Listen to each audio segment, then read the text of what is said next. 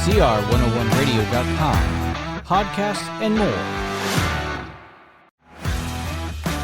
CR101radio.com, podcasts, and more. How is it that everywhere you look, bad people just seem to be winning? Bad people seem to be winning in the business sector, the education sector, personal life sector. They seem to be having success that Christian conservatives are just not having at all. How is it that Christians who are God-fearing, hard-working individuals, how is it that they're not attaining the same level of success that their opponents are? That doesn't even make sense. But anyway, let's discuss. Hi, my name is Rob Halliday. This is the Rob Halliday Perspective. Let's jump into it. So, before we answer that big question, think about this for a second. Anytime someone tells you to describe a Christian or a conservative to you, what's the first thing that comes to people's minds? I could pretty much guarantee you it's not something that is heroic, explosive, powerful. Typically, when you think of conservatives in general or Christians in general, you typically think of the, that little house on the prairie type image, mommy and daddy by the pond, diddly die day, all that fruity nonsense. Well, don't get me wrong, I'm not knocking Little House on the Prairie. It's a very nice, clean show and all, but that's what most people think of Christian as. Basically, they think of Christians as weak individuals, as weak, mindless, living off the land type individuals, right? They do not see Christians as opponents in their respective fields. Bad people do not see that at all. So, why is it that Christians who follow a God of law and morality, why do Christians not seem to succeed? By a majority, I mean, there are a few exceptions to the rule, but majorly speaking, Christians, conservatives as a whole, are losing to woke liberal individuals, right? How is that even possible, right? Why does God reward those people above his own? Or so it would seem. Well, you have to understand something that I think conservatives and Christians have lost over time is their ability and their stubbornness to hold on to the past, to hold on to old systems, right? I think that's where the opposite side of the coin, opposite of Christians, I think that's where they are truly succeeding. You see, the Bible makes it very clear. In order to win the world, you have to take dominion. Well, not only do you have to have God on your side, but you also have to take dominion. God has instructed his people to take dominion. If God is telling you to do anything, if he's given you, whether you believe in free will or not, right? At least in that sense, God is literally telling you, go take control. Go take dominion, right? Dominate the world. Dominate the field that you are in. But this is just something that Christians don't seem to understand. It seems that they have lost, for the past couple thousand years, they seem to have lost this entire concept of dominion taking. And this is where the enemy is winning. Because guess what? They may not trust God, or I should say trust. They may not worship God. They may not want to have God be their ruler and king. They do understand his concepts. They do understand his system. They understand that in order to win a world, to win the minds and the populace, you have to take dominion. Basically, you have to be at war, right? And the liberal woke agenda is at war with God. They are at war with Christians, conservatives, and alike. They are at war with these people. And the enemy understands this. They are battling, they are fighting a war that the Christian community just does not seem to acknowledge, right? Our enemies are out there with a sword, and we're out here with a shovel and a rake, right? We're the little house on the prairie on the battlefield. No wonder The small mom and pop shops are the casualties of the business world, right? There's a reason why monopolies exist. Monopolies exist simply because these corporations are willing to take dominion. There's nothing intrinsic about how they are attaining this success. It's simply that they are taking dominion. They understand the field that they are in, and they are willing to do anything for it. You see, a lot of Christians will tell you today, oh, you just got to keep your head down and stay in your lane and don't veer off your lane. That's literally the opposite of what God is telling us to do. That is not taking dominion. This is how you lose, and this is why we are losing, at least in the short term, right? Our enemy is out there taking dominion. They're dominating whatever section that they get into, whether it's the entertainment industry, whether it's the business industry, whether it's the education industry, you name it, whether it's the food industry, anything that they seem to touch seems to prosper.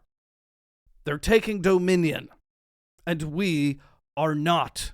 We are like the lazy cat we're happy with the little milk that we got, and then we're just going to stay in our little spa, licking our tails and licking our hands and feet, and be like, you know what, God's got it under control. Well, yes, God has it under control, but God also wants you to be a part of the solution, or simply get out of God's way. If you're not going to take dominion, then why do you exist? Why do you identify as Christian or a conservative, whatever label you like to put on?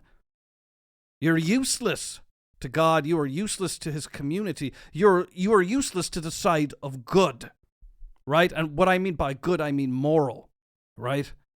The enemy seems to understand this, right? Christians have this veneer of the old system must be maintained. Why do you think the Christian communities, I laugh, and don't get me wrong, I understand their hearts and I understand where they're trying to get at. You know, Christian communities are known to hanging on to past systems like the classical education, Jane Austen, Charles Dickens, and, you know, they want to imitate those worlds and they want to imitate those concepts and they want to preserve those concepts and basically replicate these concepts in their day-to-day lives. And don't get me wrong, these are beautiful things that we should aspire to have, but here's the problem. Those things that I just mentioned, those are things you do in time of peace. Those are things that you do once you've taken dominion, then you can start to worry about the beauty in life. You should always have beauty in life, even while in battle with the enemy. You should always, maintain the glory and beauty of the world, but you can't make that your entire life. Right? They're not doing that. They're not out there. Our enemies aren't out there taking peace and being quiet and staying in their lane. No, they're taking dominion. And you see, instead of, as Christians, and we all fall into the trap, myself included, instead of dominating something, we seem to submit ourselves to it. Oh, this thing worked, therefore let's submit ourselves to it and hold on to it. No, we should dominate it, improve upon it, and make it grow and make it better. The past was not better, so why are we holding on to the past? Why are we holding out to these imaginary worlds, and why are we holding on to these concepts of old? There's a reason why we are in the state that we are in today, because those systems failed us. We should have taken dominion and iterated on these systems, and perhaps we would be in a better place today. But no, we are too foolish. We want to hold on to the veneer of goodness that was presented in the past. We want to pretend that the past was a better place, which it was not, right? And I think as soon as we say to ourselves, we need to start taking dominion, we need to start fighting the battle, we need to start being on the battlefield with a sword instead of a plow, because it is not that time yet. That time is coming. The time of peace and beauty and total enjoyment is coming, but not right now. That time is not now. While we should maintain the beauty and glory and all the beautiful, wonderful things, the little houses on the prairies, those are wonderful, wonderful, wonderful things, but there's a reason why we seem weak. There's a reason why conservatives and Christians alike seem like little, well, as the great poet Weird Al Yankovic says, the Amish paradise. right? We seem to be in our little world. There's that famous author, Ayn Rand, right? Ayn Rand, I think. Yeah, that's her name. Yeah. She made a book called, what was the name of that book? Atlas Shrugged, I think was the name of the book. She made a series of books. And essentially it's about the Christian realm, right? The Christian populace, the Christian communities leaving the current systems and hiding out in a little piece of corner of the world to live a peaceful life, doing ECD, English country dancing, and ooh-hoo-hoo, and, reading fancy literature and being all classical. That's not how you dominate a world. That's how you let a world die. There's a reason why the enemy is everywhere, and they seem like they are winning, because you are not taking dominion. Christian communities are not taking dominion, and we are falling apart at the seams because we're too enamored with the fantasy of the past that we seem to ignore the future and ignore what's going on. There's a reason why these monopolies are winning. There's a reason why these big major corporations are winning. They deserve it. They've been fighting for it.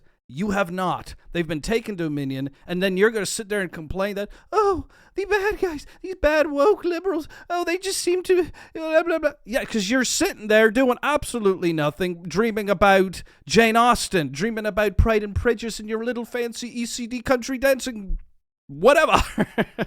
Sorry, I laugh because it's something that I've been seeing in the classical Christian communities. Like I said, beautiful, beautiful stuff, and I personally promote it, but you have to understand that this is not how you win. You win by fighting, you win by taking dominion. You take it back. You're supposed to take the world back. You're not taking it back by hiding somewhere, doing your underwater basket weaving, baking cookies in the oven. I love cookies. I'm sure you love cookies too.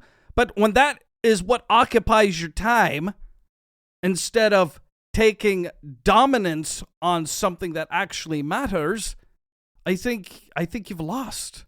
You've lost the battle. And I think that as soon as you start realizing that dominance and taking dominion was the key ingredient that God instructed his people to do, I think Christians and conservatives will continue to lose this battle until they wake up. Because our enemy already understands this key ingredient, that to win and to influence society, you have to take dominion. And this is just something that we as Christians are not currently yet doing. We've lost that ability, we've lost this fight, and we've lost the gumph to continue on with this battle. But we have to turn it around, folks. Otherwise, you're going to die. You're going to lose, and you're going to be sitting there wondering in your own crap why you haven't won. Well, I just told you, take dominion. You have to use the tools that God has given you and take dominion. Take it back. It's really simple. It's really not that complicated. Stop dreaming about the past. Stop dreaming what could have been. Stop dreaming about the old past systems because they clearly didn't work. Otherwise, we wouldn't be in the state that we are in today. Take dominion. What are you going to do? What are you going to do about it? You got to let them have it? So far they have it. Are you going to take it back? Take it back. Don't be foolish. We'll see you in the next one, folks. Shalom Jama.